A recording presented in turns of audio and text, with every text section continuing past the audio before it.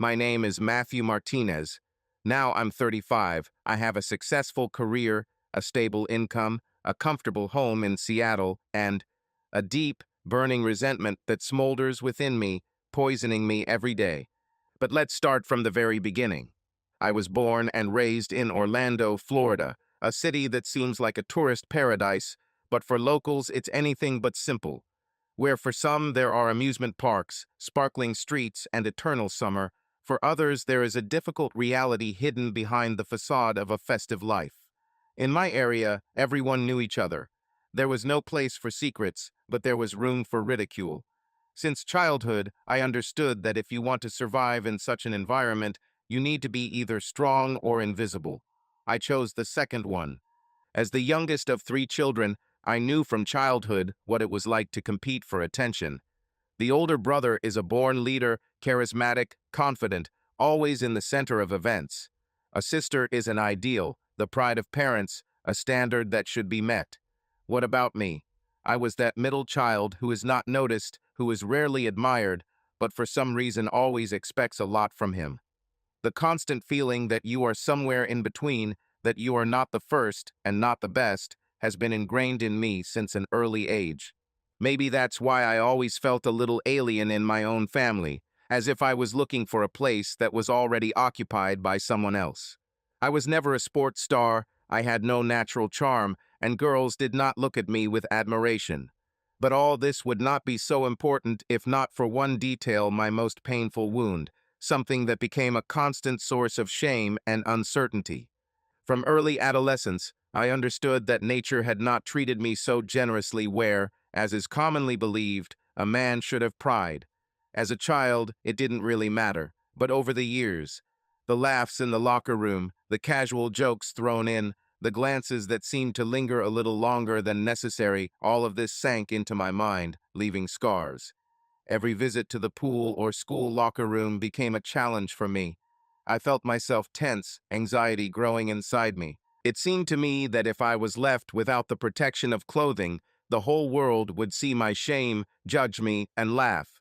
And this feeling, this gnawing uncertainty, did not disappear over time. She became a part of me, a shadow side that I learned to hide, but could never conquer. I desperately tried to compensate for this deficiency. First academic success, then career achievements.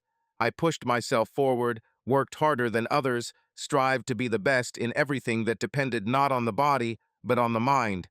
But no matter how many heights I reached, the complex did not disappear. He followed me like a dark shadow, always reminding me of who I really was. I have become a person who calculates every step, every word, every meeting. I built my life like a chess game, where there could be no mistakes, because any mistake could expose my weakness.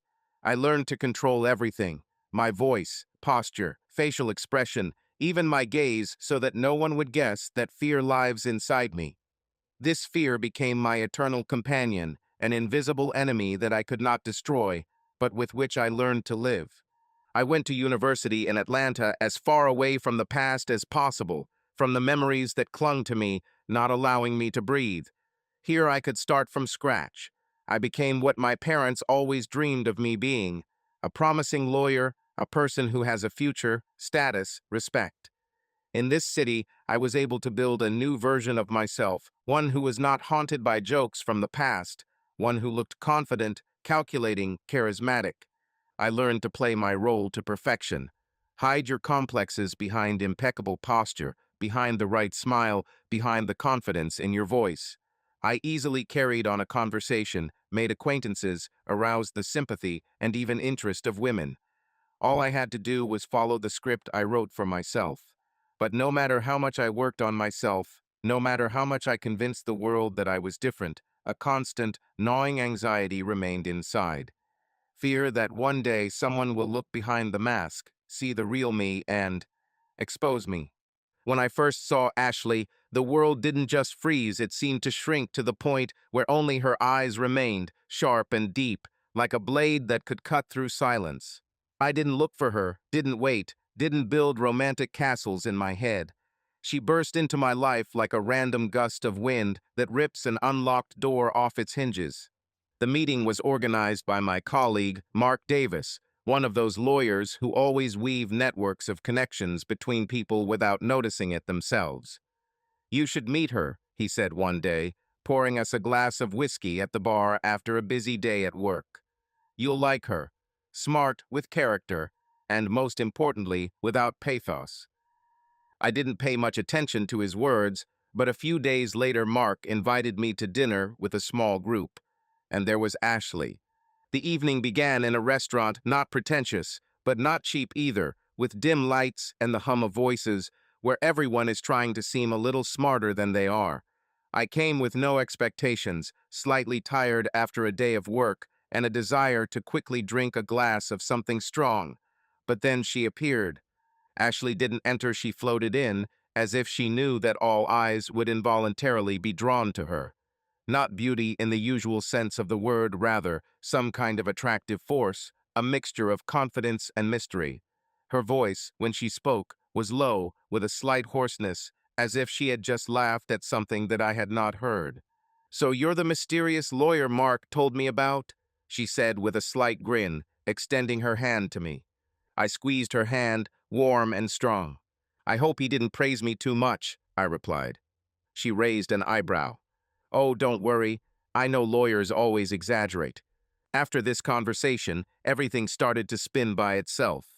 We sat at the same table, argued, laughed, exchanged teasing, and I suddenly caught myself thinking that I wanted to see her again. Then the messages began short, sharp, like shots, but each time with subtext that made him think about her longer than he should have. Walking around Atlanta became a ritual. The asphalt soaked in heat, streetlights that cast long shadows, and her laugh harsh, almost defiant, but damn lively. In a cafe, she ordered coffee without sugar, looking at me over the cup as if she knew more about me than I did. "Do you always analyze people like this?" I asked one day, watching her examine the strangers passing us. "Of course," she shrugged. "Does this look like you're trying to figure me out?" She smiled. "You are a most interesting case, Matthew," she said, lingering her gaze on me a little longer than usual. "And you know what's the funniest thing? You can't even imagine how much. Ashley was the first person who made me feel not just wanted, but complete. I had long feared that my body would be the cause of ridicule or disappointment, but her reaction was different.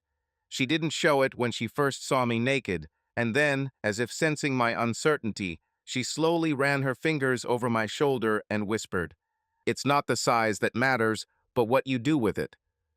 She did everything she could to make me believe it. Her kindness, her sincerity, her absolute confidence that I was enough, dispelled my fears one after another. Instead of words, there were actions. Her body reacted, her kisses were hot, and her eyes said more than 1,000 assurances could say. Every time she made me feel like I was the best. And damn it, I was starting to believe it. Sex with her was not just physical pleasure, it was an immersion in a world where I was accepted without reservations. I learned to be relaxed, brave, to allow myself what previously seemed unacceptable. She laughed when I tried to seem experienced, and became serious when I talked about my complexes. And at that moment, for the first time in many years, I believed that this was enough. The year flew by like one short exhalation, quickly, almost imperceptibly. But everything was boiling inside me. I knew I wanted more. I wanted to take the next step, and for this I chose exactly that cafe. Not out of sentimentality, no, I was not a person who clings to the past. It's just that it was there, in a dim corner at a small table, that I first heard her words, "I like you."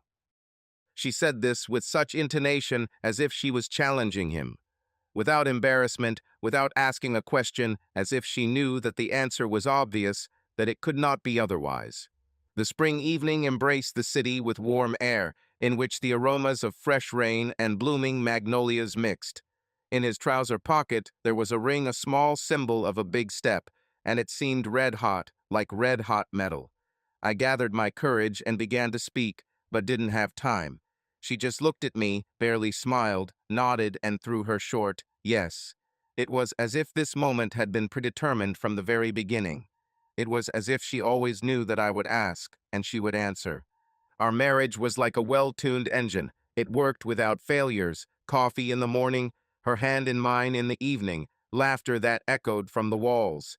Ashley worked as a psychologist in a private clinic, helping people cope with their inner demons. She often said that it was easier to understand other people's problems than her own.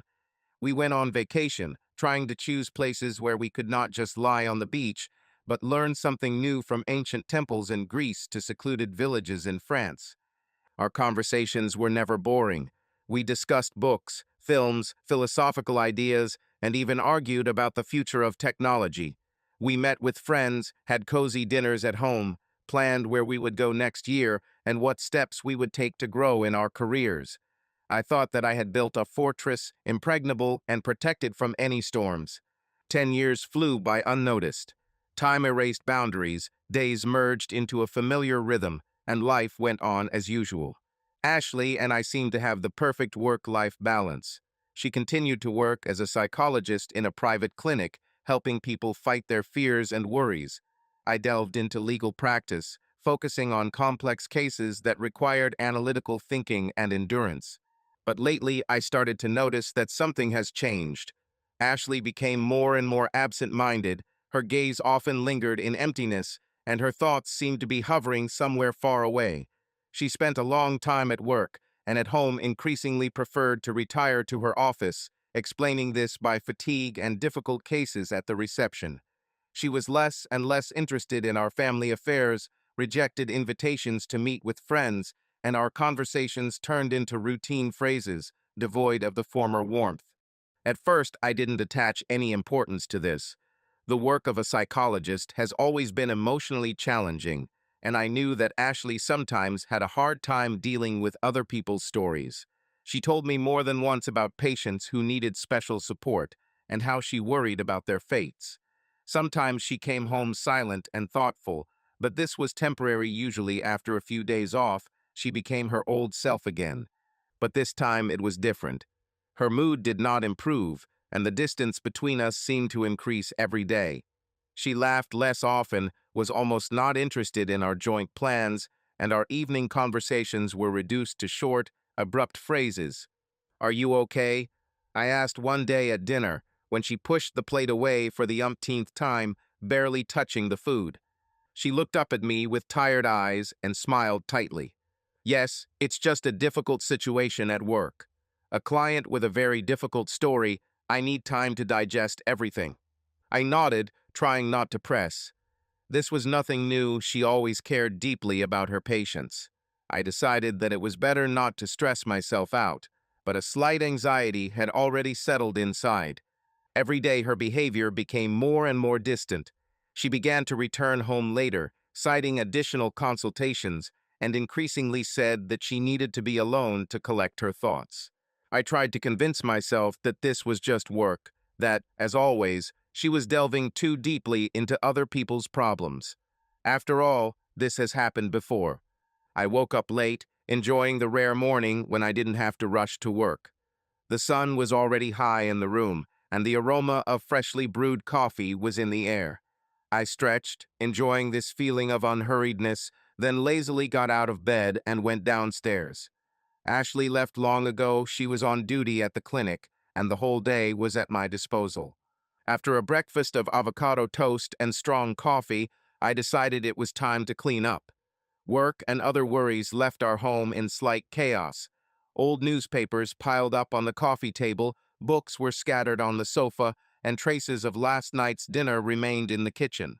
I have always considered myself a fairly organized person, but even I understood that it was time to restore order. I started in the living room, methodically, with concentration, as if putting order not only in the house, but also in my thoughts. I wiped the dust off the shelves, put the books in their places, and neatly folded the blankets on the sofa.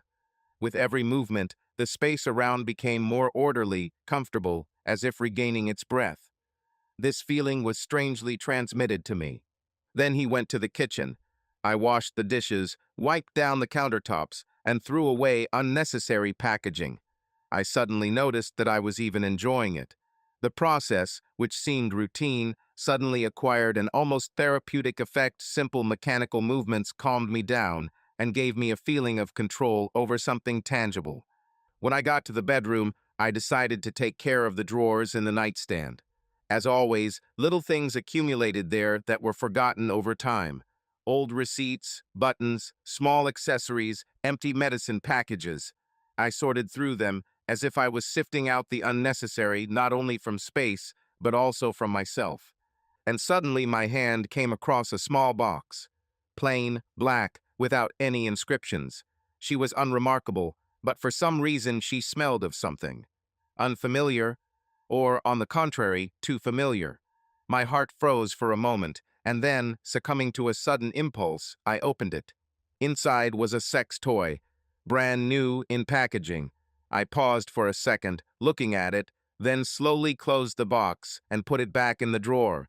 A feeling of strange surprise ran down my spine. Ashley and I never discussed these things. At first, I didn't think much of it. Maybe she bought it for us, but hasn't decided to tell me yet. Or perhaps she was just experimenting with something new.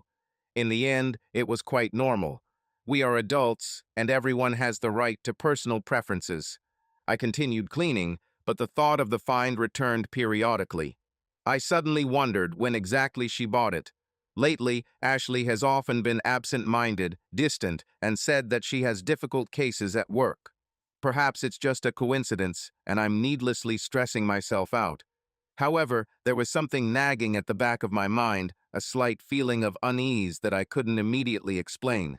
After the cleaning was finished, I realized that I needed to occupy myself with something, to distract myself from the thoughts that, despite the order in the house, continued to rush around randomly in my head. I turned on the TV, mindlessly watched a couple of episodes of the old series, but the plot eluded me. My thoughts still returned to what was haunting me.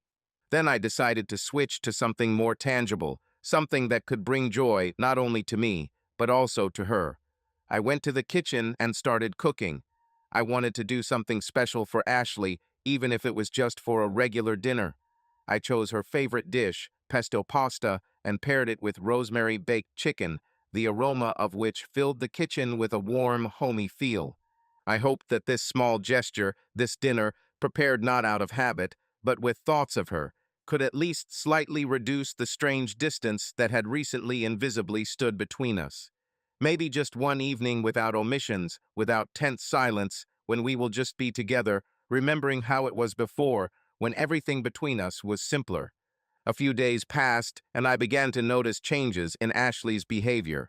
They were subtle, but noticeable. Grace appeared in her gait, a slight playfulness appeared in her voice, and in her gaze there was a hidden confidence that was not there before. She seemed to be reinventing herself, and the process was drawing me in.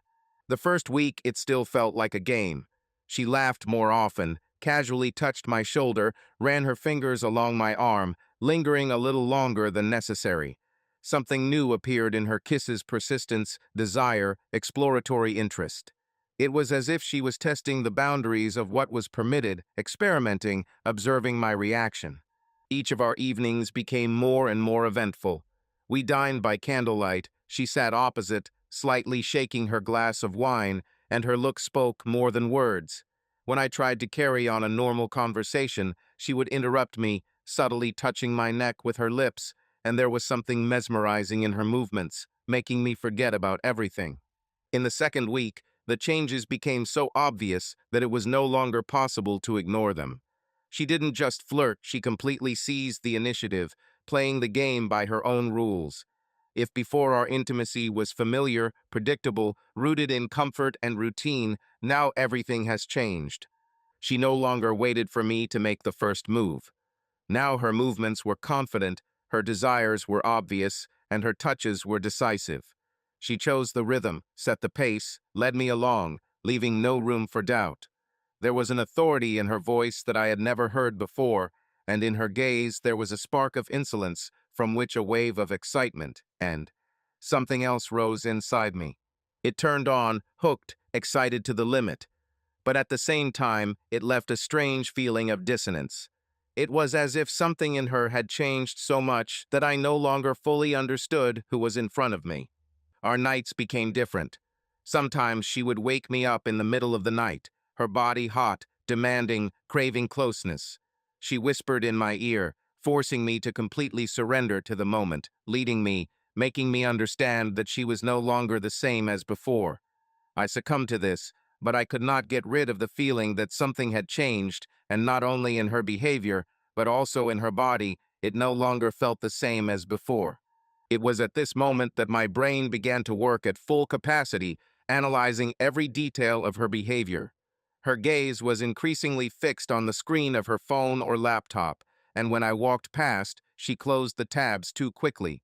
Some evenings she would put on her headphones and linger in the living room, staring intently at the screen.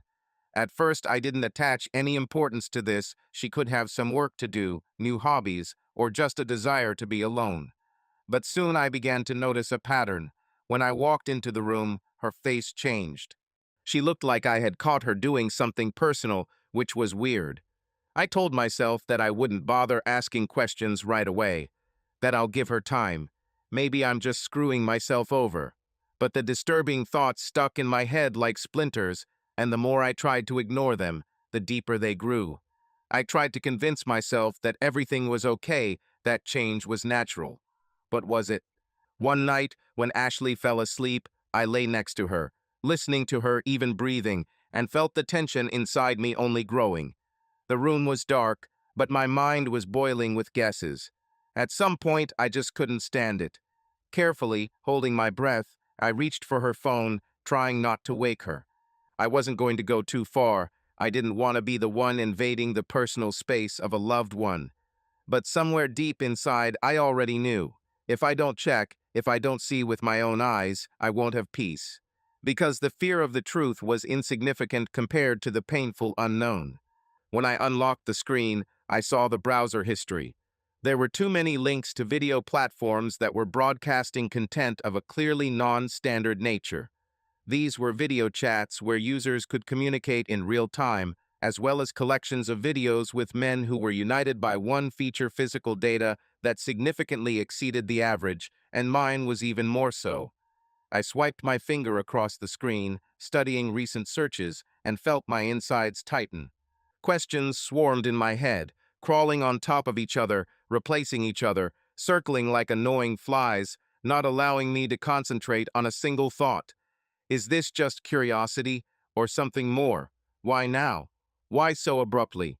I remembered her recent emancipation, the sudden confidence with which she took the initiative in bed, her new desires, courage, experiments that were previously unusual for us. Then it seemed to me that these were just changes, a spontaneous outburst of passion, but now all of this suddenly came together into a single, too logical picture.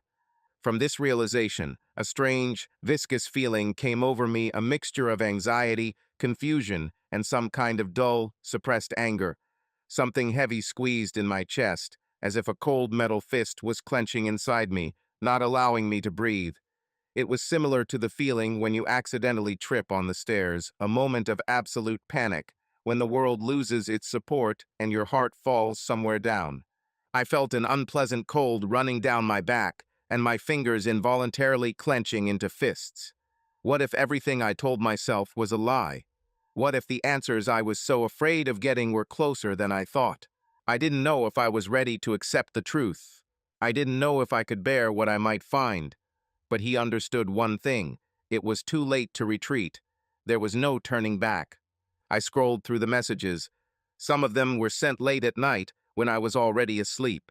Correspondence with unfamiliar video chat users, some deleted dialogues. All this was not direct evidence of betrayal, but the feeling of anxiety grew with every second. Thoughts flooded in, chaotic, contradictory, replacing one after another, like torn frames in a bad film. What if I'm just screwing myself over? Maybe these are just her fantasies, harmless curiosity that does not go beyond the limits of imagination. Maybe she was looking for something new for us, wanted variety, tried to rekindle a fire that was starting to fade. I forced myself to take a deep breath, tried to hold onto these thoughts, make them an anchor that would prevent me from drowning in paranoia. But my body betrayed me completely. My heart was beating too fast, echoing dully in my chest and temples. Inside, everything was clenching with an anxious premonition, as if before something inevitable. I wanted to believe it's just a mind game, that my fears are unfounded. But the longer I sat in the dark, listening to her measured breathing next to me, the more clearly I realized part of me already knew the answer, and I didn't like this answer. I carefully put the phone back in its place, trying not to make a sound, and slowly lay back down. The heart was still beating unevenly, and in my head, like a twisted spiral, guesses continued to unwind, one more alarming than the other. I tried to convince myself that it was just my suspicions, that there was no point in starting a scandal out of nowhere. But deep inside, I knew that the previous balance had been destroyed. Something shifted between us, and the shift was almost tangible. I didn't understand how far these changes had gone and wasn't sure if I was too late, or if I could still fix something. I lay in the dark, staring at the ceiling, listening to her even breathing next to me, but instead of the usual feeling of comfort, I was enveloped by another feeling alienation. For the first time in a long time, I felt like a stranger in my own bed, as if an invisible wall stood between us, and I could not break through it. It seemed to me that the solution was somewhere nearby, that all the answers were literally under my nose, but I couldn't see them yet, and this unknown frightened me most of all. The morning started as usual, but now every little thing seemed significant to me. Ashley was the first to wake up. When I went down to the kitchen, I was immediately enveloped by the warm, familiar aroma of freshly brewed coffee. Ashley was already busy at the stove, and the delicious smell of browning bacon and eggs hung in the air. The scene was homely, cozy, almost perfect. Almost. She turned to me with a smile, but something in her gaze was different, a little distant, as if her thoughts were somewhere far away, or she was just hiding something well that she didn't want to talk about. "Good morning," she said, placing a cup of coffee in front of me. I nodded, sitting down at the table, not taking my eyes off her. "Good," I answered, carefully watching her movements. "You're early today." She shrugged as if it didn't matter. "Yes, I have an important meeting. I need to get ready. And you? What are your plans?" I pretended to be thoughtful, but completely different questions were spinning in my head that I could not voice. "I have the day off," I finally said, taking a sip of coffee. "I think I'll tidy up a little, sort out old things. Lately, too much junk has accumulated." I deliberately said the last words a little slower, watching her reaction. But Ashley didn't flinch. She just nodded slightly and returned to the stove, as if my words were nothing more than background noise to her. She nodded, but her attention was no longer focused on me, but on the phone, which flashed with an incoming notification. Her fingers immediately darted to the screen, and for a second her face took on a concentrated expression. She quickly glanced at the message, but didn't even respond. She simply turned off the screen and put the phone in her pocket as if nothing had happened. "Good idea," she muttered absently, as if her thoughts were already somewhere far away. "I'll run. I don't want to be late." She finished her coffee in one greedy gulp, kissed me on the cheek too quickly, too automatically, and headed out. "See you later," she said as she walked. A minute later, the front door slammed. I heard her steps in the corridor, then the sound of the elevator, and then silence. Thick, heavy, almost tangible. I was left alone. I could immediately get down to business, do everything I planned. But instead, I just sat, listening to the silence of the apartment, to my own thoughts, which seemed to whisper to me that something was wrong here. Something has changed. Something was eluding me. And I knew I couldn't just let it go. I had to get to the bottom of the truth. I started with the usual places. First, the bedside table, the same toy that I had recently found and forgotten about in the bustle, disappeared without a trace. Next is a closet in the bedroom, shelves in the bathroom. Everything looked as it should. Perfume, jewelry, cosmetics, nothing unusual, nothing that could confirm or refute my guesses. But I couldn't stop. Having opened her wardrobe, I began to move apart the hangers with clothes, carefully examining every shelf, every corner, and that's when I noticed her. At the very end, in the back of the closet, there was a box. New, big. I didn't remember her before. My heart suddenly began to beat faster, as if it had a premonition that I was about to cross a line beyond which there would be no turning back. I slowly pulled the box towards the light. She was heavier than I expected. I froze for a moment, taking a deep breath, as if about to open a door into the unknown. Then he slowly lifted the lid. What I saw made me freeze. There were several toys inside. Impressive size. Smooth, massive, they immediately caught the eye. Somewhere new, in packaging, with bright labels that left no room for ambiguity. I felt a rush of adrenaline. It hit my chest and echoed heavily in my temples. A mixture of surprise, embarrassment, and a strange, sticky realization filled me, drawing my eyes to the contents of the box. My throat is dry. There were more and more questions, but one of them stood out to me especially clearly. Who did she use it with? If she really wanted something new in our intimate life, wouldn't she have told me? Wouldn't you try to discuss this, hint at least carefully lead the conversation? But she didn't say anything. These toys were not for us. I took a deep breath, trying to pull myself together, and carefully returned the box to its place, as if this could restore the lost sense of calm. A whirlpool of emotions was boiling inside me: jealousy, doubt, confusion. An unpleasant feeling squeezed my chest, as if I had stood on the edge of a cliff and could no longer retreat. But I needed answers. I remembered that Ashley always leaves her laptop in the office on her desk. Most often it was locked with a password, but I knew her habits. She complained more than once that it was inconvenient for her to enter complex combinations, preferring something simple and easy to remember. I sat down at the table, turned on the laptop, and tried the first option the day we met. Didn't fit. Then her birthday. Passed again. I clenched my teeth, forcing myself to remain cool. Then I tried another combination, the name of her favorite pet. The screen blinked. Access is open. I froze, feeling my pulse thumping dully in my temples. My heart was pounding wildly, echoing loudly in my ears. It felt like I stopped breathing, but my fingers continued to move on the touchpad, opening her digital world, revealing step by step what I might not have been ready to see. The first thing I did was look at my browser history, and immediately I felt a chill run down my back. It was like I was electrocuted. Dozens of visits to video chats, specialized platforms where users communicated in private rooms. The link titles spoke for themselves: private video chat, anonymous adult meetings, hot online shows, one after another, repeating recently. I blinked, hoping it was a mistake. Maybe an advertisement, a random click. But no, everything was too clear, too real. I moved on. Her account was active in one of the applications. My heart was beating so hard that I could hear it pounding in my ears. She went on live broadcasts, regularly, from your device. My hands were shaking when I opened the latest chats, and what I saw completely confused me.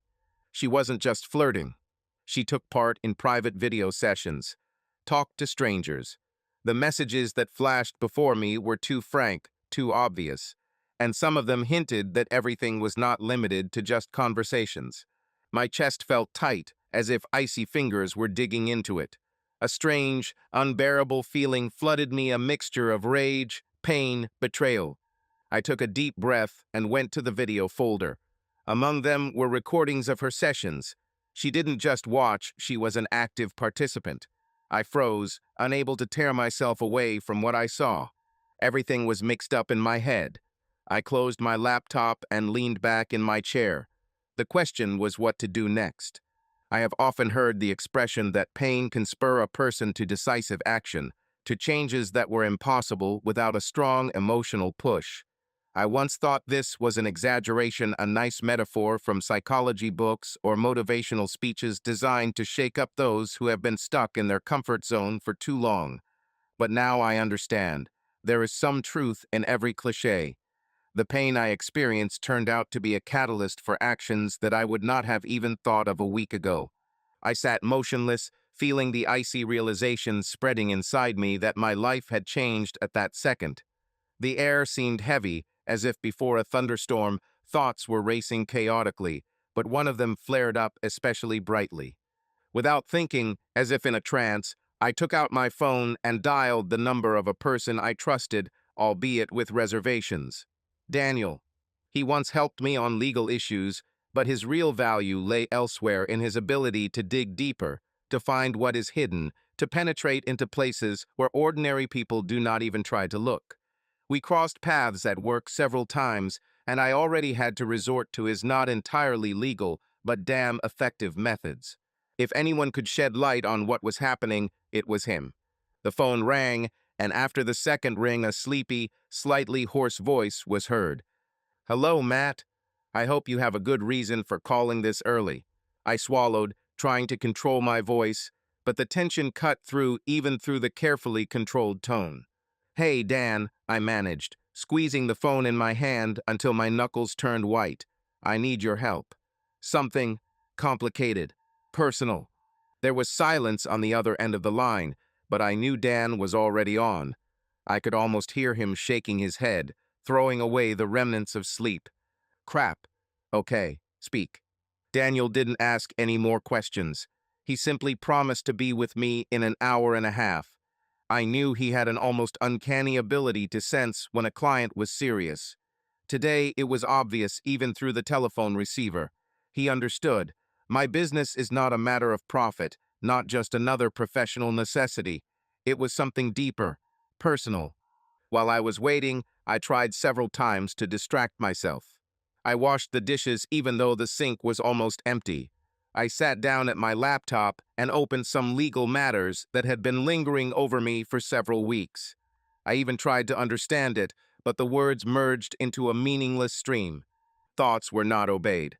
They kept coming back to the same thing: Ashley's face, her eyes, which seemed different to me lately, to the files that I looked at, to her voice in the recordings. A voice that I knew, but that sounded different, too open, too alien. I closed my eyes, but that only made everything worse. Goosebumps ran across my skin when my imagination itself painted it for me, my wife sitting in front of the camera, her half smile, her words addressed not to me. She was telling a stranger things she had never told me. She shared her deepest fantasies. And then, apparently, she went even further. I clenched my fists. The silence in the apartment weighed heavily on me, but even it couldn't drown out the noise in my head. The anxious wait lasted a long time, but a plan had already begun to form in my head. I had to find out everything. Just sit down and talk to her like a human being. This is how I once would have solved the problem, but after such a blow, trust in Ashley collapsed instantly. No, I needed proof. I needed complete clarity, so that there would be no doubts, no questions, in the spirit of, maybe it just seemed to me. I no longer wanted to be a person who blindly believed what he was told. I needed facts. When the doorbell rang, I jumped up as if I had been sitting on coals for a long time. He opened it, and Dan was on the threshold. He came in, glanced at my face, and immediately seriousness appeared in his eyes. I never thought I would be happy to see him, but at that moment I felt a certain relief. It's as if once I've taken the first step, I can't retreat. We went into the living room, and I, trying to keep my voice even, quickly stated the point. Wife, video chats, sudden fascination with other people's fantasies, perhaps real meetings. I didn't go into intimate details, but I didn't need to. Daniel understood everything perfectly. He listened in silence, without interrupting, nodding only occasionally, and his gaze became more and more concentrated. I saw that this did not shock him. No, he was not a man who was easily surprised. Rather, the analyst's mechanism began working inside him, cold, calculating. "So you want to know if she will actually meet anyone from these chats in the real world?" he clarified when I finished. "Exactly," I answered, clenching my hands into fists. "And if so, where and when?" "I need proof. Full." Daniel raised an eyebrow slightly and leaned forward. "Do you understand that this is already crossing the boundaries of the law? Hacking personal correspondence, installing hidden cameras. You can be punished for this." I smiled bitterly and exhaled heavily. "That's exactly what I understand," I muttered, realizing the irony of the situation. A lawyer who knows perfectly well where the line is, but is still ready to cross it. Daniel looked at me silently for a couple of seconds, then nodded slowly. "Okay, I'll help he said after a short pause, "but it won't be easy. This will require some serious work, and not only mine." I looked at him, waiting for him to continue. "If we do this, we do it thoroughly," he continued. "We need to track her correspondence, understand with whom she communicates most often, and whether she already has agreements. If yes, calculate the place and time, and then catch her red-handed." His voice was calm, as if he was talking about an ordinary task, but a storm was raging inside me. "Are you ready to go to the end?" he asked, looking intently into my eyes. I ran my hand over my face, my chest tightened with anger and pain. "I must know the truth," I squeezed out. He nodded. "Then let's get started." We immediately got down to business. I gave him Ashley's laptop and showed him the folders and files I found. Dan quickly went through the structure, studying logs of visits and correspondence. His face showed almost no emotion, but I knew that inside his mind, like a well-oiled machine, was already running through algorithms, building schemes on how to get to the truth. He connected his external drive to the laptop, on which he stored all the necessary equipment for hacking, and began a process that I could only guess about. For the first time, I felt how my knowledge of the law and the reality into which I myself was now climbing were divided into two parallel universes. 2 hours passed. I wandered around the apartment while Dan, without stopping, tapped on the keys. Occasionally, he called me over and asked clarifying questions. For example, did I know what payment cards Ashley uses, what her favorite applications or instant messengers might be, besides the obvious ones? I gave all the information I could remember. At some point, I thought that she might have a second phone, but so far I have not found confirmation of this. Finally, when my patience was wearing thin, Dan leaned back in his chair and took off his headphones. He looked tired but happy, like a miner who had found a gold mine. "There's something," he said, pointing at the screen.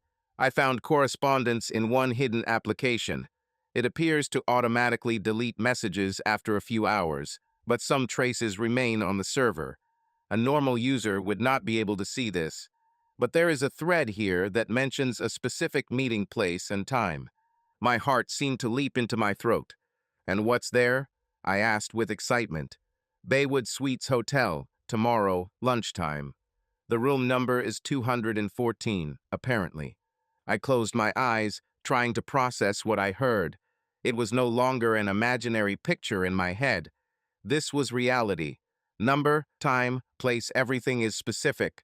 I felt a wave of realization rise within me. My wife was actually going to meet a man she found in one of her chat rooms. "I want to be there," I said quietly, opening my eyes and looking at Dan. "I have to see this with my own eyes." "You are sure?" He looked at me with obvious sympathy. "Maybe it would be better. Well, I don't know, to try to talk to her earlier." "No," I answered firmly. "I need proof. I don't want confrontation and loud scandals. I need to be absolutely confident in everything I do next." Dan nodded, realizing that there was no point in trying to dissuade me. "Fine, but just come and sit in front of the door. This is not only dangerous, but also useless. If she sees you, everything will be in vain." "I want to install cameras," I said, and I myself shuddered at these words. "Inside the room. I need to record everything. Her every step, every word. I want to see everything." He frowned. "It's illegal," he noted. "Serious trouble, Matt. Cameras in a hotel room are a violation of a bunch of laws." "I know," I clenched my teeth, "but there is no other way." My hands clenched into fists until my knuckles turned white. I understood how wrong it was to encroach on someone else's personal space, even if we were talking about my own wife. But at that moment, all moral barriers faded into the background. The belief that this act could give me the truth outweighed everything else. Dan sighed heavily. "Okay," he finally said, "I have contacts. I can try to hack the reservation system. We'll find out if she really booked this room herself, or if she will do it when she meets her. Well, pen pal, if there is a reservation, then all that remains is to somehow install the cameras. But I think it's impossible to do without access to the number itself." I knew what he was getting at. We'll have to find a way to get into the hotel in advance or bribe one of the staff to help us. It looked like a scene from a cheap spy movie, and yet I couldn't stop. Do what you need to do, I said, sitting down tiredly on the sofa. I will take all the risks. Our plan came together in a matter of minutes. Dan first went online to try to track down the reservation. It took time and knowledge, which, fortunately, he possessed. Studying the Baywood Suites server system, he squinted, bit his lip, and muttered curses several times when he ran into complex security steps. I watched from the sidelines, occasionally offering help, but I understood that it was better not to interfere. It took him 2 hours before he found what he needed. The reservation for room 214 did exist, with prepayment and confirmed reservation in the name of a certain Mary Phillips. Nickname, maybe, but I was willing to bet that it was organized by the man with whom Ashley was corresponding, or even Ashley herself, hiding behind a different last name. It was still impossible to give an exact answer.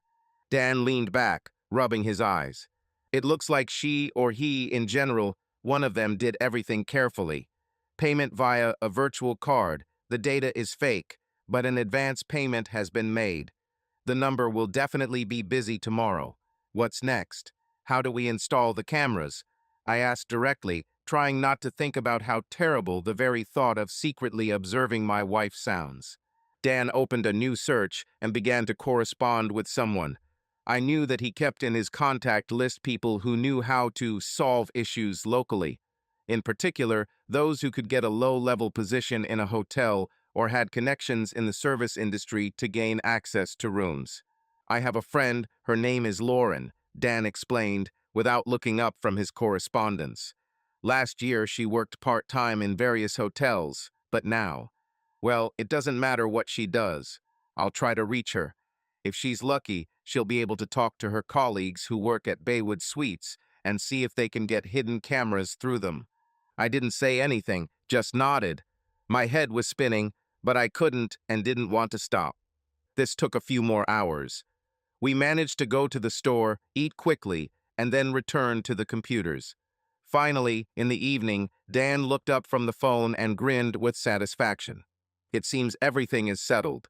Lauren found a mutual friend who now works security at Baywood Suites. He agrees for a fee to look after the empty room before moving in and, most importantly, to give us the opportunity to quietly install cameras. Of course, time will be limited, so we can install literally a couple of hidden devices, and the sound will most likely be so-so. I felt like everything was shrinking inside. Were we really going to pull this off, sneak into a hotel, set up cameras, and then watch my wife date another man? My conscience and knowledge of the consequences of breaking the law screened, but mental pain, resentment, and the desire to see the truth with my own eyes drowned out this moral anxiety. Great, I replied, trying not to look Dan in the eye. When can we do this? Most likely in the morning. More precisely, tomorrow afternoon. We will be given literally half an hour a break in cleaning while the room is free. Everything needs to be planned well. We had no room for error. There was little time left, but something inside me told me that everything was going according to plan. Terrible, disgusting, but my plan. The night passed in confusion. I hardly slept. Ashley returned home tired, shrugged her shoulders at my routine question about how her day went, and quickly disappeared into her room, citing urgent work documents. We barely exchanged a few words. I saw a moment of concern in her gaze. Perhaps she noticed how tense I was. But I pretended that everything was fine. We both had something to hide, and this game of equals continued within the walls of our home. In the morning, I got up before her, quickly took a shower, and, without waiting for her to wake up, left the house. I didn't have the strength to look her in the eyes without risking revealing my condition. It seemed to me that if I was left alone with her again, I would either break down or once again freeze in a terrible, sticky silence. Dan and I met at the Baywood Suites entrance around noon, a small, neat hotel, unremarkable in appearance. Inside there is a spacious hall with classic furniture, a smiling receptionist, and the smell of coffee from the lobby bar, and all this shone with deceptive calm.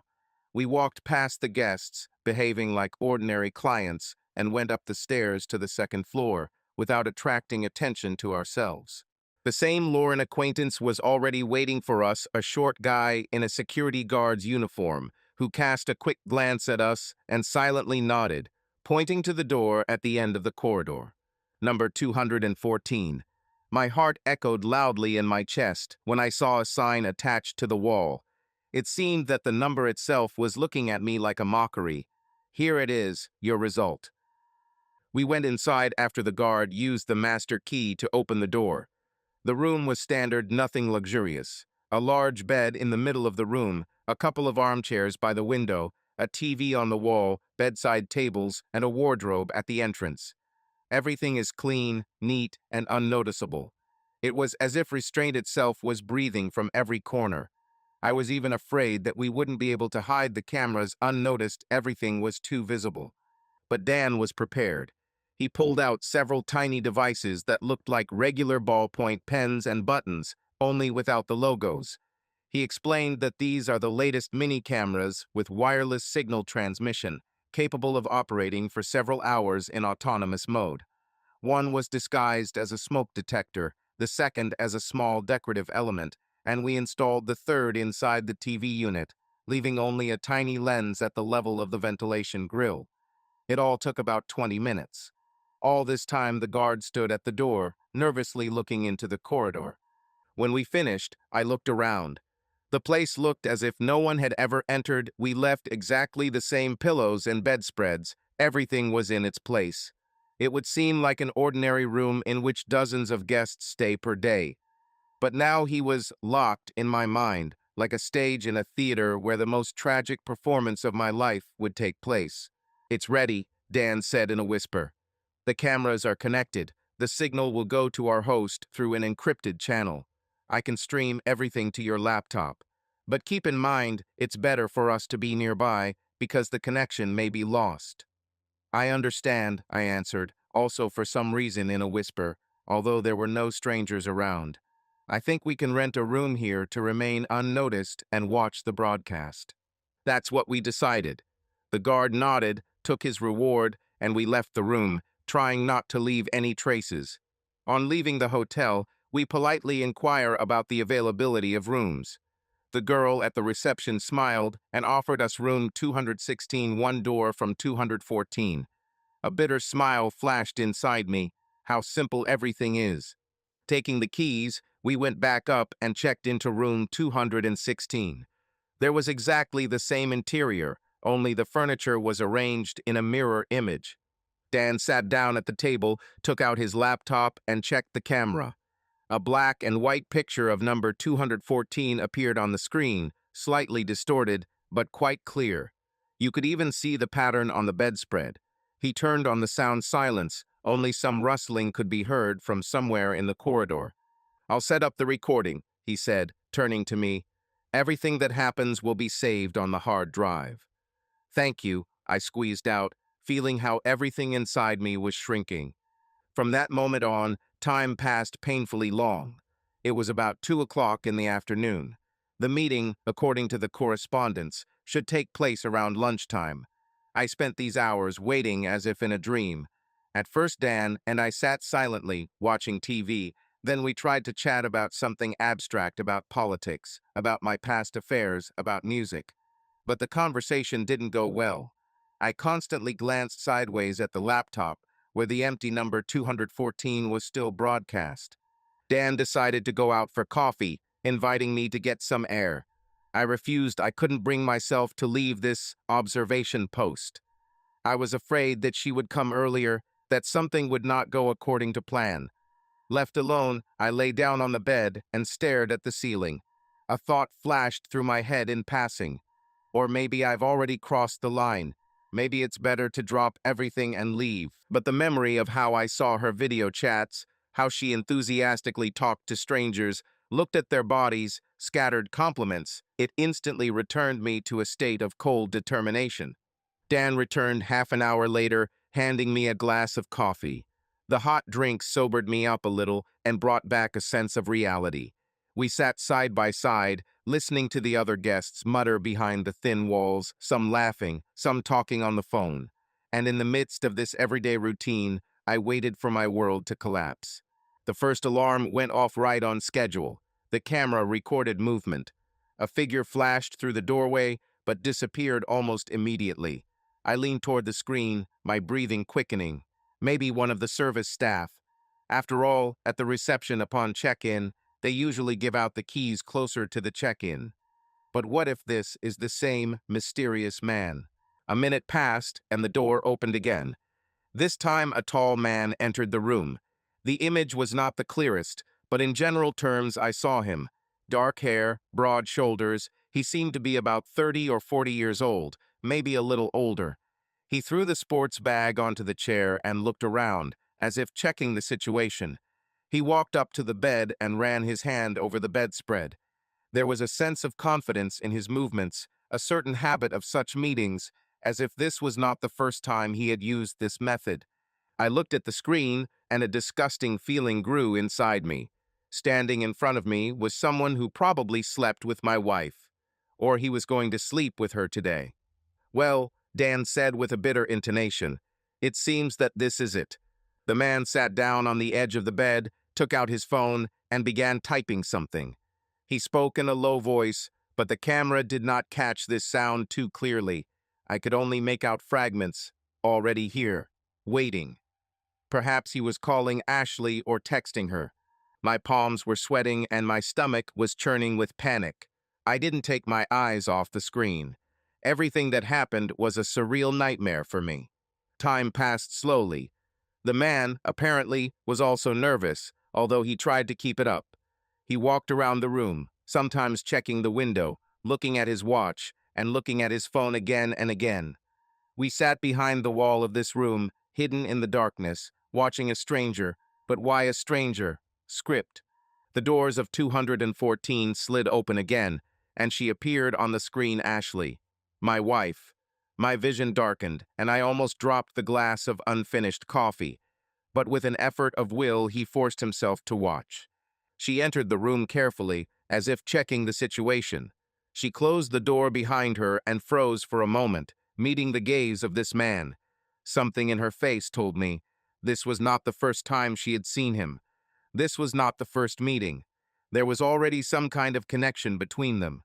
Ashley bit her lip and took a step towards him. At the same time, he smiled and confidence was visible in his gestures. I felt my entire inner world tremble.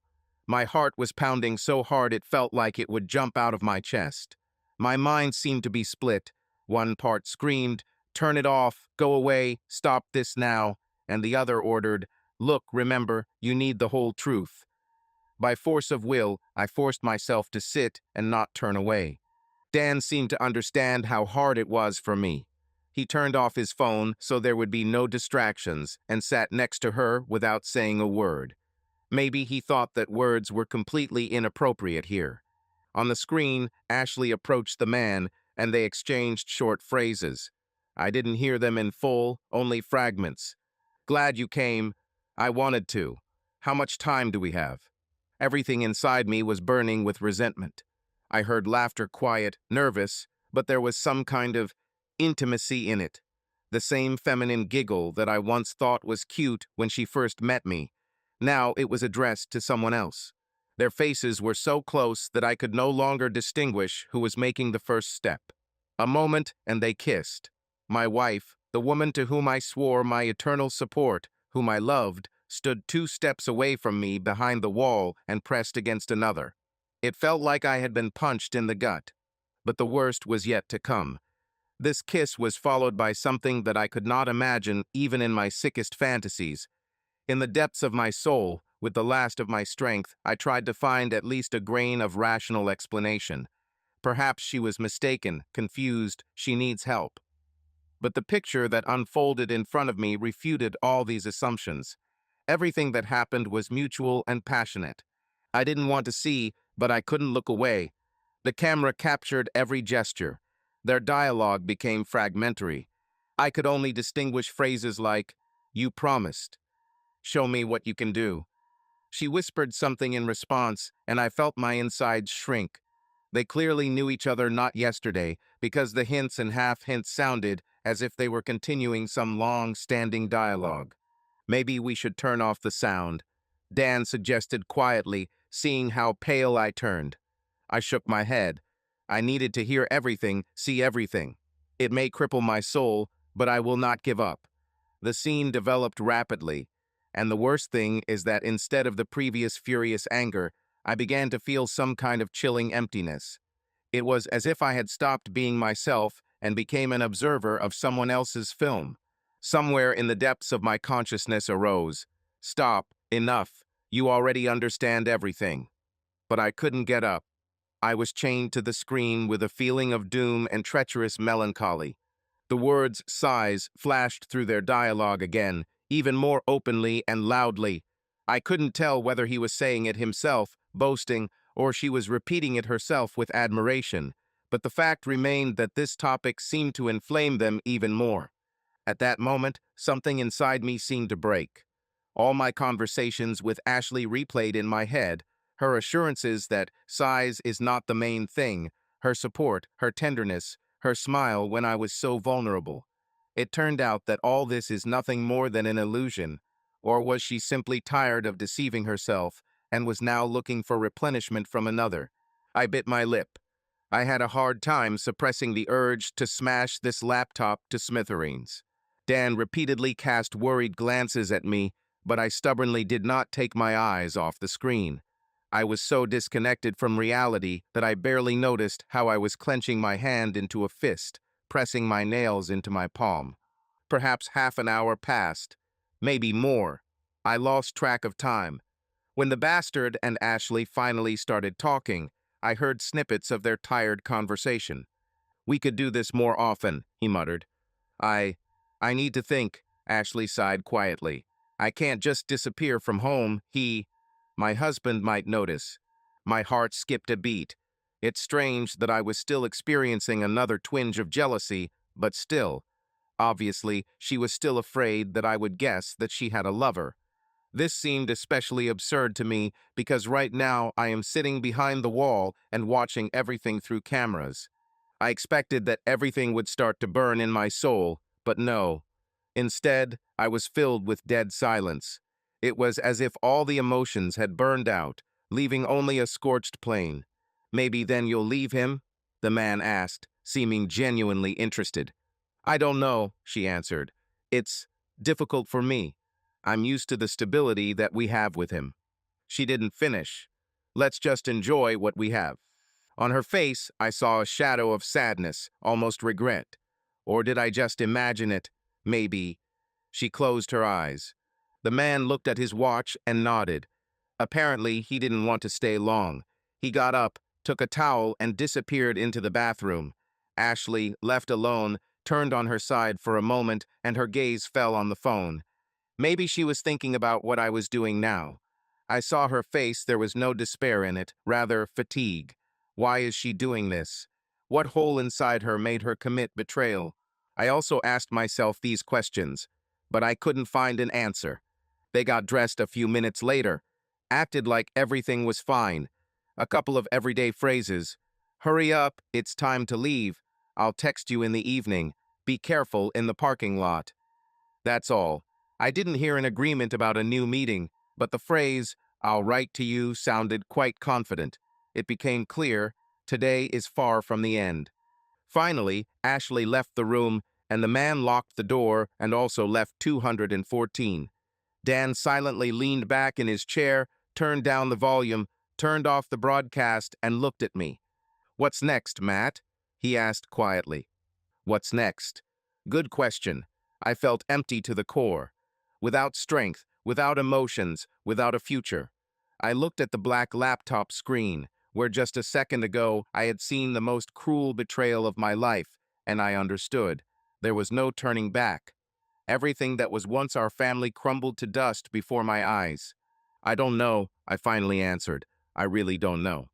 We collected the equipment and saved the records. I paid for the room, and we went down the elevator in silence. As I exited the luxurious glass doors, I saw the silhouettes of Ashley and that man. They were standing a little to the side near the parking lot. He put his arm around her waist. She bowed her head to his chest. Then they talked briefly about something and got into the car. In a matter of seconds, they were out of sight. When Dan and I went outside, he quietly put his hand on my shoulder. "I'm very sorry, friend," he said. "If I could do something." I didn't know what to answer. I chose this path myself. Held him back when he offered to leave earlier. Now I got what I wanted. Evidence, the complete truth, recorded on several gigabytes of video. But the feeling of satisfaction did not come.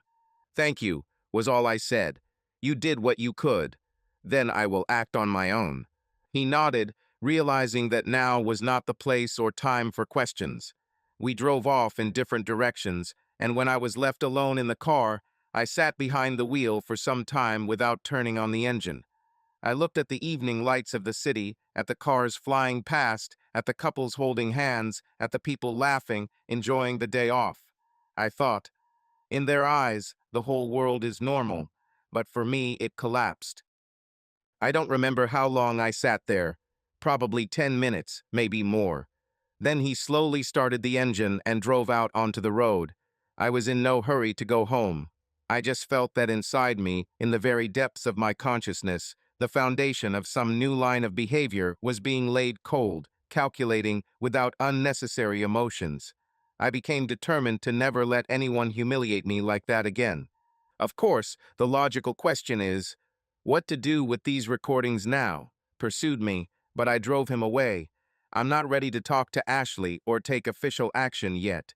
All I knew, the old Matthew, who loved her, was ready to forgive, support, and believe he remained there, in room 214, under the cold eye of hidden cameras. Another person came to replace him, whose feelings died or fell into a lethargic sleep. I wasn't angry, hatred didn't burn within me. I wasn't jealous because I understood that she had already chosen her path. It seemed to me that I was experiencing something akin to indifference. The past slammed shut, the future stood before me as a foggy unknown. I parked on the side of the road a few blocks from the house and just sat there, clutching the steering wheel like I was drowning in a life preserver. The lights of passing cars slid past the windows, and each headlight reflected on the windshield hurt my eyes painfully. It seemed to me that everything inside me was burned to the ground. There was no anger, no tears, or even that dull emptiness that I felt a couple of hours ago. There was only a state similar to a strange numbness when consciousness stubbornly refuses to accept reality. I had to make a decision about how to proceed. In the past, I always considered myself a person who would not go to extreme measures, be it in work, in relationships, in small everyday matters. I was proud of my ability to find compromises and peaceful solutions to conflicts. But what I saw in room 214 seemed to squeeze out the remnants of humanism from me. A single question pulsed in my head. Why did she do this? Of course, I didn't know the answer. Perhaps Ashley herself didn't know. But now it didn't matter anymore. I thought for a long time what to do.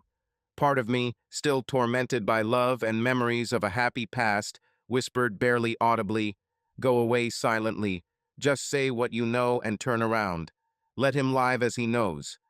But the other side, the same one that was revealed to me after her betrayal, screamed loudly about a retaliatory strike. "Take revenge. Let her feel the same humiliation and pain that you felt," this voice sounded, growing with every minute.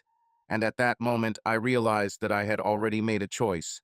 I once read that the betrayal of a loved one destroys not only emotional ties, but also the idea of one's own worth. It's as if a piece of your soul is being torn out from you, and with it, self-confidence in your completeness. All my life I tried to fight complexes and grievances associated with my body, with childhood traumas. And all these years, Ashley seemed to create a reliable rear for me. Now it turns out that reliability was an illusion.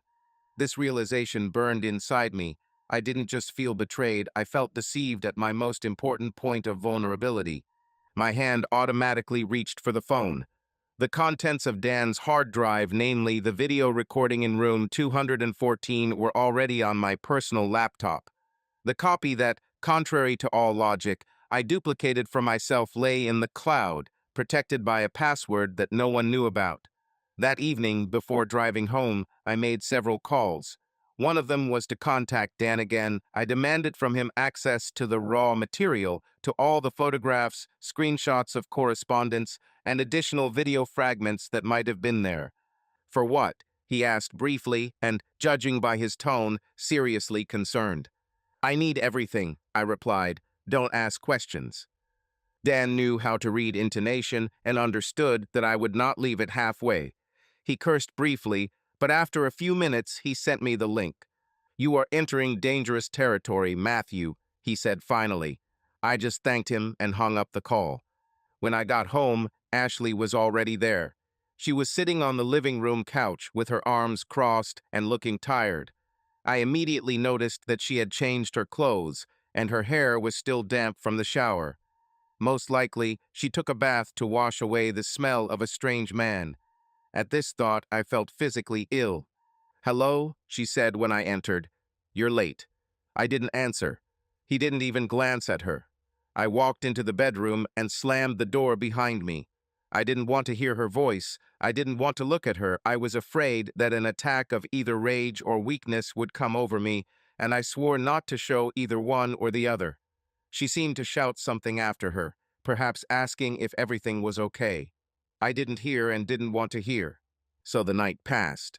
I lay on our marital bed, but never fell asleep. She didn't come to see me, probably thinking I was tired or not in the mood. The truth could be so close, but she didn't seem to realize that I already knew everything. Or she guessed, but was afraid to talk. In any case, we had to face reality. The next morning, when it was dawn, I left the room. Ashley was not in the house, and according to the note on the table, she had gone to see an early patient. There, on the piece of paper, there are literally a couple of phrases. I'm busy. I see that you also work a lot. Let's discuss vacation in the evening. I read these words with some tired irony. Vacation? What vacation? We hardly have at least one more day together on this planet. Throwing the note, I began to implement my plan. The first thing I did was go into her office, where she kept a folder with the addresses and phone numbers of her patients, as well as a list of contacts of colleagues from whom she took consultations. I knew about the existence of this folder. It contained work numbers, emails, and sometimes personal contacts of especially privileged clients who wanted to communicate in an informal setting. I had no idea what I was going to do with this data. I was still filled with resentment mixed with grim determination, but I knew I wanted to get to every part of her life. I needed her whole built world to shake the same way mine began to shake when I saw her kissing that man in room 214. I tiptoed into her office and carefully opened the bottom drawer of the desk. There was a familiar leather notebook where she wrote down office contacts. There were some notes left on top, apparently lecture material on psychology. She sometimes spoke at specialized conferences. I carefully pushed them aside, took out a notebook, and glanced over the pages. An abundance of names, surnames, company names. Jones, Margaret contact email, phone number. Samuel, Max personal mobile. White, Rebecca lawyer, direction. It was a whole world of people whom she helped solve internal problems, and sometimes she simply took advice from specialists in related fields. But the main thing that interested me was the section marked colleagues. There were the names and surnames of her friends at the clinic, bosses, and partners. I spent the next half hour taking pictures of all these recordings using my phone. Then he opened the laptop, where there were video files, and began to create several folders with evidence. I am a lawyer, and my professional skills have now turned into evil. I systematically collected a dossier on my own wife. Screenshots of her correspondence, fragments of the recording where her face is visible. I distributed everything into thematic folders. I understood that I was carrying in my hands a nuclear bomb that could tear her life into pieces. But that's exactly what I wanted.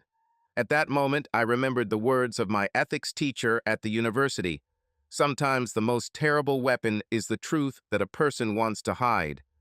He said this in the context of legal proceedings, but it seems his lesson was eerily applicable to my personal drama. When the base was assembled, I sat down and looked at the screen for 10 minutes. unable to believe that I had crossed such a line. However, he could no longer stop. I was not an expert in the field of anonymous mailings and hacking of social connections, but I had some skills developed in legal practice. I knew how email chains were built, how you could send messages from temporary accounts, how to hide your real IP. This was enough to carry out his evil plan. The main idea was that the video and photos with evidence would immediately reach a large number of recipients who were important in her life. The clinic where she worked, her colleagues who had weight in the professional community, close relatives with whom she kept in touch. I wanted to create maximum resonance, knowing how much her reputation and future career would depend on it, but at the same time do it in such a way that I myself would not face the consequences of violating the legal laws of our country. My old mind might have called it monstrous, but I saw before my eyes only her smile addressed to her lover, and I understood that no one stood on ceremony with my feelings. At the same time, I began to think about how to convey the materials to her friends. Many of them lived on social networks, former classmates, work friends, acquaintances with whom she communicated. I assumed that if the information popped up in their general feed or in private messages, the effect would be the same. The only but is that I needed to avoid the risk that this was a direct link to me. Anonymity required accuracy. You never know, maybe someone will guess who was behind this mailing. I prepared carefully, created several new email addresses on different services using VPN and password generators. I registered on a couple of platforms where you can send messages for free from temporary accounts so that neither the IP nor the name of the sender coincides with my data. I launched an encrypted storage where I uploaded files, labeling them with simple names like vidzs1, emizo34, and so on. I attached a short description to each file, bed scene of the wife who cheated on her husband, talking about plans for the next meeting, discussing the size of her lover, and other humiliating specifics that should have hit her self-esteem. Next, I compiled a couple of letter templates. For example, one of them meant, "Dear colleagues and acquaintances of Ashley Martinez, we enclose materials that shed light on her personal life and true face. Please review and consider whether you want to continue doing business with a person who demonstrates such moral principles behind the backs of his loved ones." It sounded vile, as if written by an embittered, anonymous person. This is exactly the effect I was looking for. In another letter, addressed to her relatives and close friends, the text was even harsher. "Family is something Ashley has always been proud of, but look at how she actually treats her family and loved ones. You might want to know why she hid such shameful facts about her life." I understood that in the eyes of many I would look like a real monster if the truth about the sender ever came to light. But at that moment I couldn't stop. Every second of preparation reminded me of what she did to me in room 214, how she calmly and brazenly deceived me for many months. And deep down I wanted to destroy her reputation just as she had destroyed my trust. This whole process took me almost the whole day. I worked tirelessly. It was only after sunset that I realized that Ashley was about to return from work. Her messages came to my phone, but I didn't open them. I didn't want to hear the usual, "How are you?" or "We're out of milk." Nothing mattered before the grand revenge I was preparing. Finally, when everything was ready, I closed the laptop and squeezed my temples with my hands, feeling how gloomy determination was poisoning my already sick soul. The last step remained: wait for her to leave home, and I was sure that in the evening she would go somewhere again, be it a store or a friend, and then, taking advantage of the silence, launch mailings. I wanted the moment she returned that everything around me would begin to fall apart. But life decreed otherwise. Ashley came home earlier than I expected. I heard the front door slam and winced. She walked into the living room, where I was sitting in the twilight with my head down. A heavy silence hung between us, which she broke. "Are you okay, Matt?"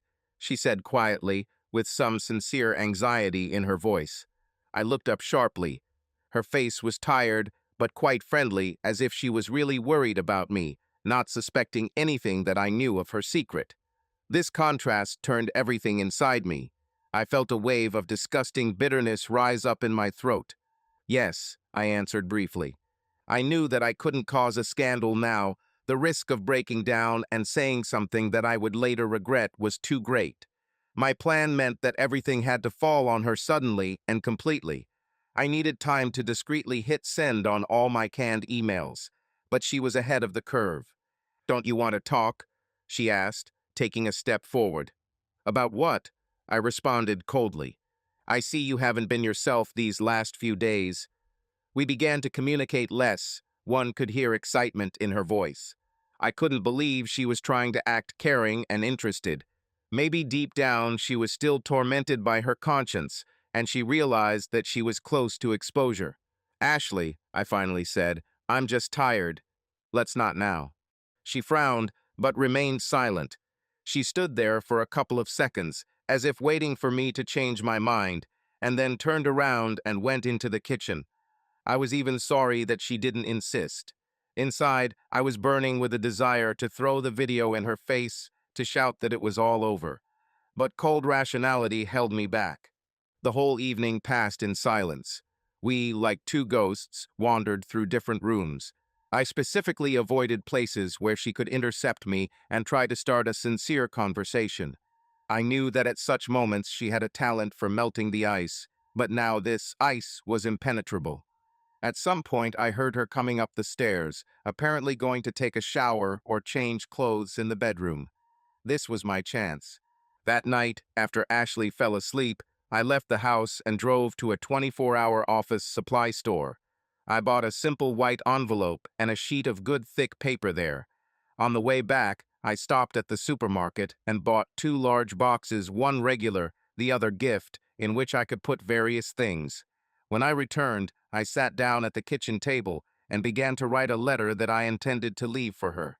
The words poured into my head in confusion, but I tried to formulate everything so that she would read me to the end and understand the scale of the disaster. I set myself the task of not slipping into insults and not writing a clumsy confession of the victim. It should have been a cold and hard statement of facts, full of contempt and finality. This is roughly what I wrote. Work. You led me by the nose for a long time. You lied and cheated, destroying everything that was between us. I saw you with another man. I know about your video chats, about your coveted sizes, and the lies you fed me for years. All your ostentatious sympathy and words turned out to be nothing more than a fake. Perhaps you yourself believed this lie and then got confused, or maybe you were like that from the beginning. I don't care. Know that from this moment on you no longer have a husband, no respect, no future in the form that you imagined. Don't look for me. There will be no more excuses. Our life is over. Divorce is a formality, which I will inform you about later. I hope you have enough time in your new hell to think about the choices you made. Goodbye. M. I put down my pen and closed my eyes. My heart was pounding in my chest and my hand was shaking. I reread what I had written and realized that this letter was my last communication with her. There was no more talk about any conversations, about any regret, understand, forgive. Then I took our wedding ring out of my pocket. I rolled it between my fingers for several minutes. Once this thin strip of gold symbolizes eternal love and fidelity, but now it seems like a mockery. I took the pliers and squeezed the metal hard, feeling how it gave in. The ring was cracked, deformed into an ugly shape. I threw it into the empty cup with the remaining coffee. I never thought that I was capable of such theater, but I didn't regret it one bit. Everything inside me screamed that this was right. Our sacred ring must be destroyed so that there was no turning back. There was one more point left. A few days ago, I discovered Ashley had a box of toys that clearly indicated her new passion. And a cruel thought came into my head. I imagined with gloating how she would find this reminder next to my letter. The idea itself was low, but I didn't stop. I found that same box, put the broken ring there, and attached an envelope with a letter on top. I closed the box with a gift lid and tied it with a simple white ribbon. It looked almost elegant if not for the understanding that hidden inside was my last hello to her adultery. In the morning, even before she woke up, I took my things out of the house fortunately, Over the previous days, I managed to pack most of them into the trunk of the car. I left the key on the table and placed the box in the bedroom on our marital bed. What will be the expression on her face when she reads the letter and realizes that it's all over? Perhaps this was the strongest adrenaline rush in all my 35 years. I returned to my laptop and quickly connected all the temporary accounts, one by one, pasting the address lists from the notepad, adding the desired recipients to the copy. All my created mails were connected to work, and I clicked send over and over again. Letters were sent in dozens, and given the attached files, I understood that people would be shocked not just by rumors, but by visual video and photo evidence. Leaving the house, I clicked the car lock and started the engine. The neighbors seemed to be still sleeping. Pre-dawn silence reigned on the street. I didn't stop. I pressed the gas and drove away. I rented a room in a small hotel on the other side of town. I didn't tell Dan or our other mutual friends about my plans. I wanted to isolate myself from everyone until I figured out how to arrange my life further. I had a safety net, savings, a good income, and the ability to quickly adapt to new conditions. The only thing that held me back was the pain of realizing the final break. But the real show began to happen within a few hours. My phone was blowing up with notifications. I turned off all sounds in advance, but the vibration worked continuously. Colleagues, acquaintances, even mutual friends of our couple wrote to me, who, apparently, already had questions for me. He didn't answer anyone. He didn't want to enter into any explanations. I knew that news of the scandalous video had spread across the internet at the speed of light. After some time, a call came from her mother. I didn't answer the phone, but she left a voicemail that sounded panicked. "Matthew, what is this madness? What happened to Ashley? What kind of letters? This is some kind of nightmare. Please call." I erased this message without even listening to it. Then text notifications from her friends started coming. However, the most important thing was ahead, Ashley herself. I expected that a flurry of her attempts to call, or at least write to me, was about to begin. And I was wrong at first. Not a single message was received. Perhaps she was frozen by shock, or perhaps she decided to act cautiously out of habit. But I knew perfectly well that she had already come to her senses and understood what had happened. By noon, I couldn't stand it and still turned on Wi-Fi on my phone to check what was in my messengers. There were a dozen messages from an unknown number. "Matthew, please talk to me. I know you did it. You don't understand what you've done. I beg you, give me a chance to explain myself. That's all." And then a confused set of words, which clearly indicated her panic. I didn't answer. I wasn't interested in her explanation. I wanted her to experience the depth of despair and understand that she had no way out. And by evening, real prayers began to pour in from her. I listened to all this and felt almost no compassion. Echoes of conscience, however, gently knocked. "You've gone too far," but I waved it off. The cruelty of my action was justified in my head by the thought. But she went too far when she had sex with someone else.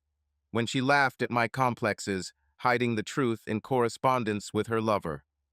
But I didn't know the worst thing yet. The next morning, I woke up to a persistent call. It was my former colleague, Mark, the same one who once introduced me to Ashley. I sighed and decided to answer because Mark was one of the few people whose opinion I cared about, no matter what. "Damn it, Matthew." His voice was immediately heard, full of indignation and anxiety. "What's happening?" I received links from some anonymous sender to a video. "There's this." At first I thought it was a fake, but then everything was revealed. I said nothing. Mark sighed heavily. "Listen, I understand that something terrible happened between you two, but you have no idea how Ashley is now. I tried to call her, but she didn't answer the phone, but her mother told me that she was on the verge of a nervous breakdown. She was fired from the clinic without severance pay because patients saw these materials. Her parents are going to ban her from appearing in the house. They are deathly afraid of public condemnation. Friends, everyone is just in shock. Nobody knows what to think." I felt something shrinking inside me, but I couldn't say it was a feeling of guilt. Rather, it was a bitter statement. The plan worked. I didn't answer Mark with anything definitive. He spent a couple more minutes expressing his misunderstanding, and making sure that I was not going to engage in dialogue, he hung up. On the third day after my operation, I learned that Ashley had actually run away from her parents' house when she realized that there would be no shelter for her there. One of her friends, who remained more or less neutral in this conflict, told me, probably in the hope that I would come to my senses and help my wife, that Ashley had rented a small apartment on the outskirts, trying to hide from calls and curses. But even there, she did not find peace. Information penetrated social networks, the videos became viral in their narrow circle, and the reputation of the benevolent psychologist was buried under an avalanche of ridicule and indignation. She walks around all pale like a ghost, that friend wrote to me. I'm afraid she won't make it. She's already in some kind of anxious, depressive state. I read these messages and realize that everything was going according to the worst-case scenario for her and essentially successful for me.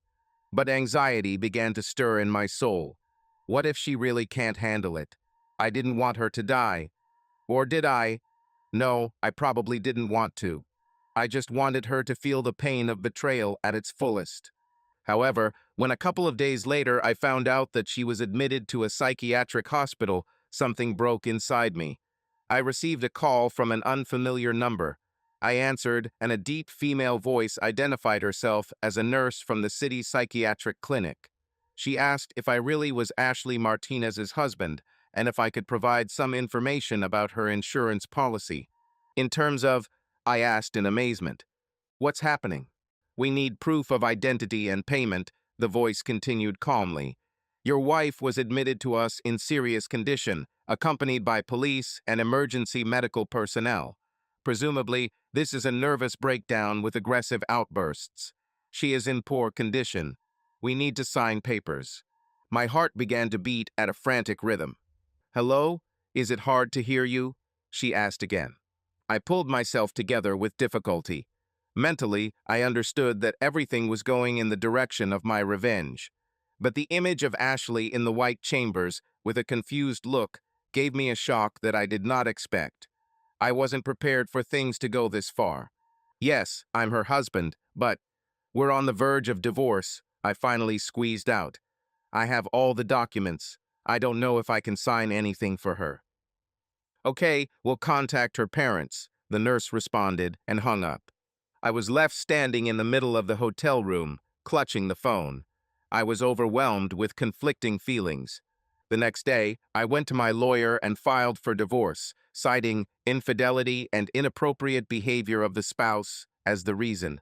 When the formalities were settled, I returned to the hotel and sat stupidly in the lobby for several hours, wondering what to do next. The city of Atlanta, which was once a place of opportunity for me, now became associated with pain and betrayal. I didn't want to stay here any longer, in a place where every corner reminded me of the past. That evening, without hesitation, I went to the ticket website and bought a plane ticket to Seattle. Why go there? It seemed to me that this city on the other side of the country would become a symbol of a new chapter, where I would not have the ghosts of the past. I had already decided. I would quit my current company. Fortunately, the contracts allowed me to do this relatively painlessly, and I would find a job there. Lawyers are needed everywhere. There was only one unresolved matter left, a feeling of incompleteness. I reached for the phone to call the psychiatric clinic to find out about Ashley's condition, but every time I stopped myself. No, I firmly told myself, you have reached the end. Your only mission now is to leave this city forever and forget about her. Everything that happened between you burned to the ground. On the day of departure, I handed over my hotel keys and said goodbye to the administrator. All night long, thoughts swirled in my head about whether I would have done anything differently if I could go back in time. But every attempt to imagine a scenario of forgiveness or talk was crushed by the terrible wound that Ashley inflicted on me. Maybe someday the pain will subside and I will regret my mercilessness. But now I felt neither remorse nor joy, only relief, as if I was emerging from a stuffy, smoke-smelling room into fresh air. At the airport, an hour before landing, I sat at the panoramic window, looking at the planes that slowly pulled along the runway. 5 minutes later, they announced boarding for my flight. I threw the phone into my bag, stood up, and walked towards the exit. The plane's ramp took me into the arms of the cool morning wind. I took a seat by the window, fastened my seat belt, and as the plane began to accelerate down the runway, I closed my eyes. A single phrase was pounding in my head: the end. Or maybe the beginning. I didn't know where my path would lead me, but I knew for sure that the chapter with the name Ashley and my naive desire to believe in love was completed forever. What conclusion did I draw from my first marriage? If a loved one tells you something is not important, don't believe it. Absolutely everything is important.